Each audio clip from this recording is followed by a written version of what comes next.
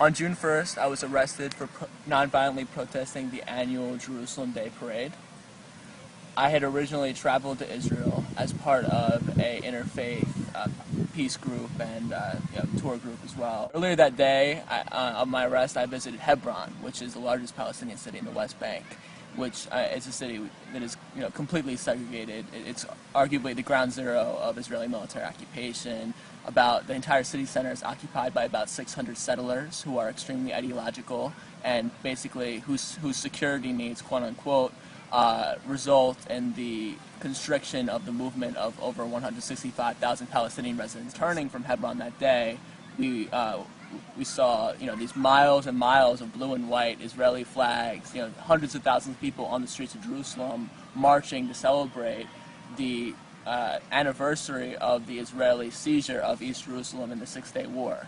And I mean, it's an annual parade. However, this year there was something different in that the municipality approved a different parade route that went directly through the Arab neighborhood of Sheikh Jarrah. And we were seeing what we had saw in the previous week and a half.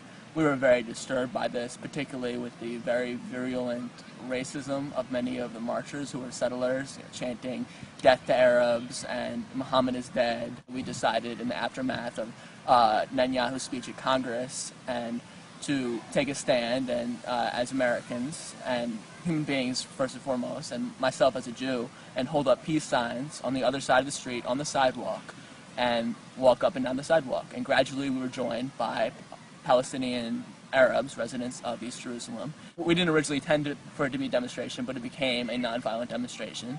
And I mean, it was peaceful throughout. We were standing on the sidewalk, and then literally out of nowhere, the Israeli police who were mobilizing, the riot police came in with horses. They literally came up to the sidewalk, grabbed me, dragged me into the street, and I was punched, put in a chokehold, slammed to the ground, and arrested for, basically exercising my freedom of speech. What did they say to you when they arrested you? Constant stream of curse words, fuck you, motherfucker, etc., etc., etc. And when you were arrested, what did they do with you?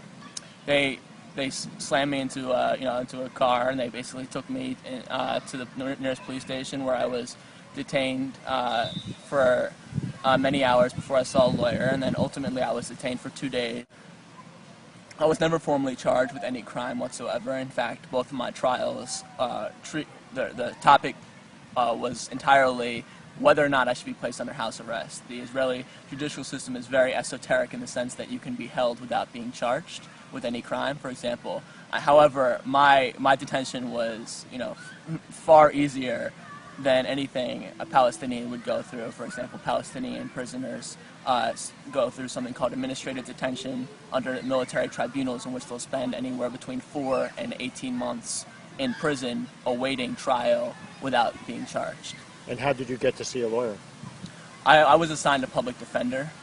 And how did the lawyer get you out, such a criminal that you are?